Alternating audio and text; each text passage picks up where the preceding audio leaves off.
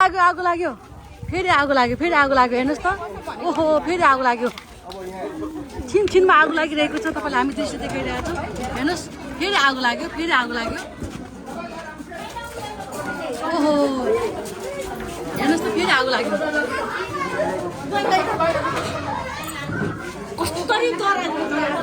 त्रास लाग्यो गन्ध आयो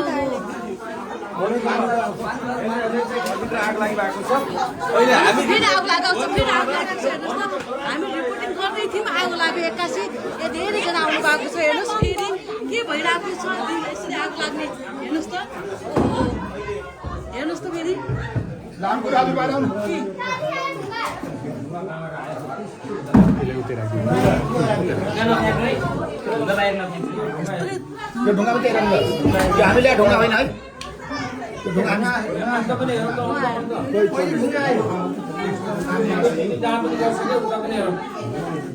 मीडिया कर्मी मात्रै बस्नु छ अरू बाहिर जानु है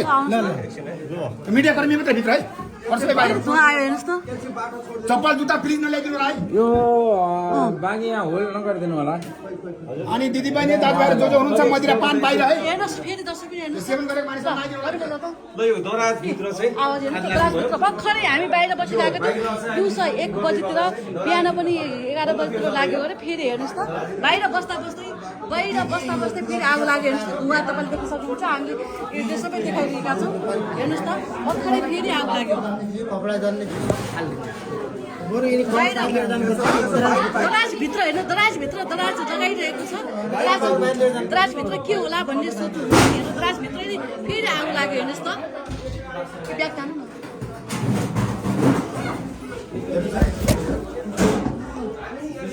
हेर्नुहोस् त बाहिर हामीले रिपोर्टिङ गरिरहेका छौँ के होला कसो होला भनेर हामी बाहिर बसिरहेका थियौँ यहाँ सबैजना वरिपरि पनि मान्छे हुनुहुन्छ के हुन्छ र भन्ने लागिरहेको थियो हेर्नुहोस् त दराजभित्र यसरी आगो लाग्दा के होला यस्तो कुद्दियो नि त यो धुवा एकदम आगो लागेर यस्तो आगो लाग्यो बोरी दिनुहोस् त बोरी छ एउटा दराजभित्र राखेका कपडाहरूमा आगो लागेको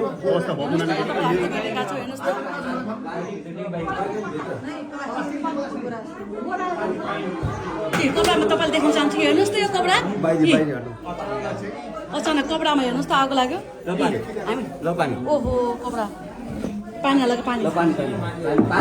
माथि पनि एकजना माथि पनि जानु त बरु माथि पनि